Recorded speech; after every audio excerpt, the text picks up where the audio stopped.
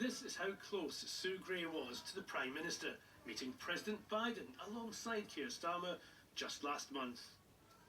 The Sue Gray report into government lockdown parties has just been published. She's probably best known as the senior civil servant who drew up the Partygate report, which hastened Boris Johnson's departure from Number 10.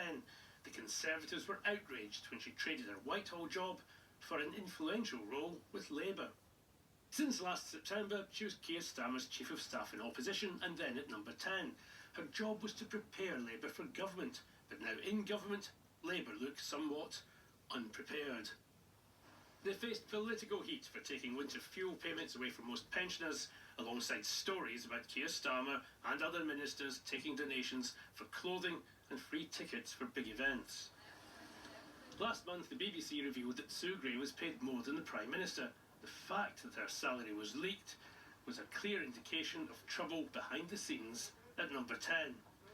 When questions about a government official drown out announcements of government policy, there's a sense that something has to change.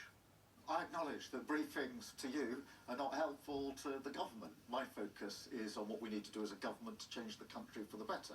Clearly there are people who are very unhappy within your team, and I'm wondering whether you've got a grip on that and whether you're the one in control of it. I'm completely in control. I'm focused, and every day the message from me to the team is exactly the same. Today, Sue Gray explained her move to a new role, liaising with the UK's nations and regions. She said in recent weeks, "It's become clear to me that intense commentary around my position risked becoming a distraction to the government's vital work of change." The Prime Minister thanked Sue Gray for her support and said, "Sue has played a vital role in strengthening our relations with the regions and nations. I'm delighted she'll continue to support that work." Taking over from her is the man credited with masterminding Labour's election win, Morgan McSweeney. This was welcomed by a former advisor to the last Labour government. It's really hard to drive party politics from the centre of a government if you've not come up through party politics. I've worked with Sue, I rate Sue, but I think you see now the need for the political professionals to be the driving force in the comms, in the policy and in everything that's done. But the Chief of Staff to this beleaguered Prime Minister delivered a warning to the current Prime Minister. This is now a crucial moment for the Prime Minister. He's got to get this second iteration of his Number 10 operation right if he's going to recover some of the political ground he's lost over the last couple of months.